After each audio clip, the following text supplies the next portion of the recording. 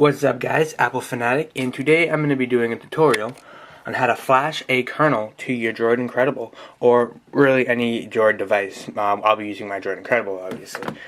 You're going to obviously need the kernel. Link will be in the description for the kernel I'm currently using. This is going to work for any version of, I want to say, CyanogenMod 7, and Google around, it's called the InvisiBlack 2.6.3.7.3 kernel, and it is, as you can see, it's right there. It adds stability to overclockingness, and it gives a better battery life. So I want to flash because right now my battery sucks, even when it's underclocked. So like I said, link will be in the description for this. If you want to flash a different kernel, I'm not responsible for anything that happens to your device. If you flash a kernel other than this, I will show you the steps to flash a kernel, and yeah, so let's get started. So you're going to want to plug your device in, and you're going to want to turn on your USB so you can transfer over the kernel, unless you've already downloaded it. If you download, I recommend flashing this manually and not going into Clockwork Mod, not Clockwork Mod, going into RAW Manager, because there's some funky issues with that. But if you want to do that, go ahead. But I've read that there's some issues, and I've experienced a couple issues myself. Make sure you back up your current ROM in case anything goes wrong. A kernel will not break your device. It will just make it on a boot loop, and with a backup, obviously you need to be rooted.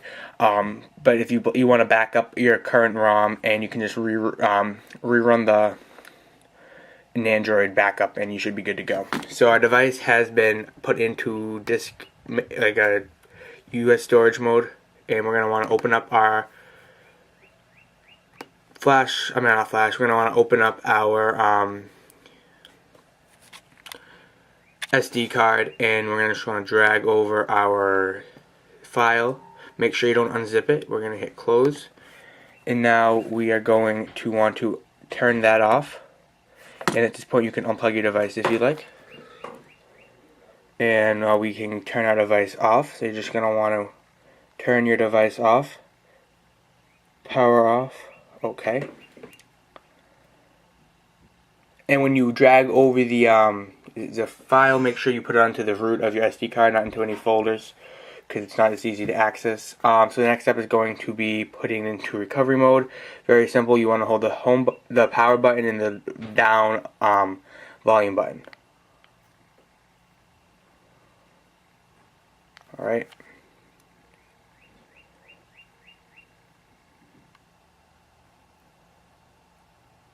So now you're going to want to go down to recovery. You want to hit the power button. And I just backed up my ROM. So like I said, you're going to want to do this beforehand. Before you do this, unless you're risky, then you don't have to. And we're going to go down to advanced. That says advanced. I don't know if you can see that, how well you can see that. And we're going to want to hit the optical trackpad. And you're going to want to wipe your battery stats. And if you want to, you can wipe your Dalvik cache, but you don't have to. So you're going to want to hit yes. And it's going to reboot. Now you're going to want to hit reboot recovery. Just click it.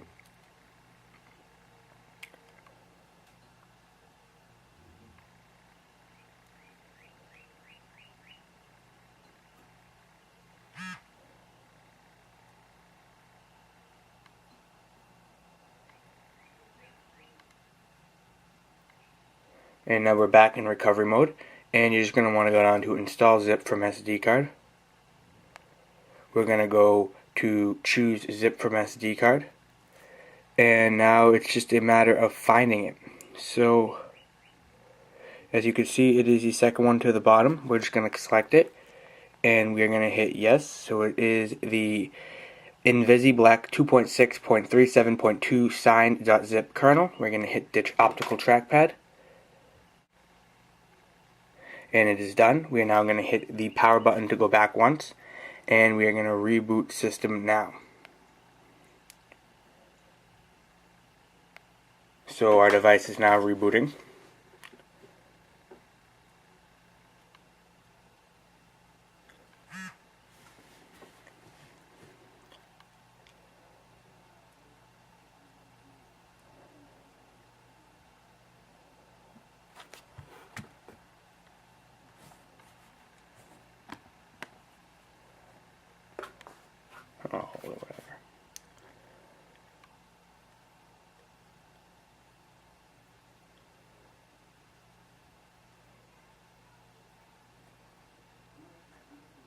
And the initial boot might take a while because you just flashed a new custom kernel, but it should boot eventually, I guess I should say.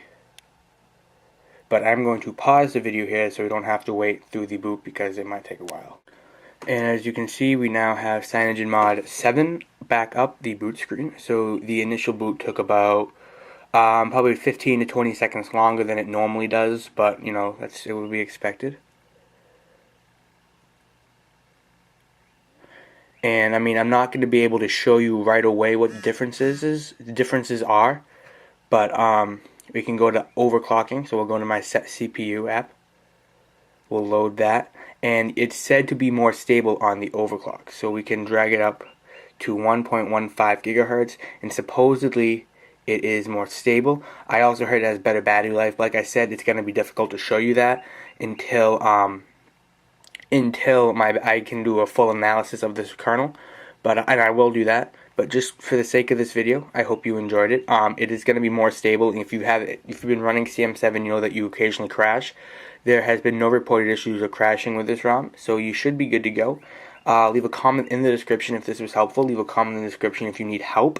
If you didn't follow my instructions and you bricked your device or what have you, I'm not going to feel bad for you because I told you right up front that if you didn't follow my instructions, you might screw your device up.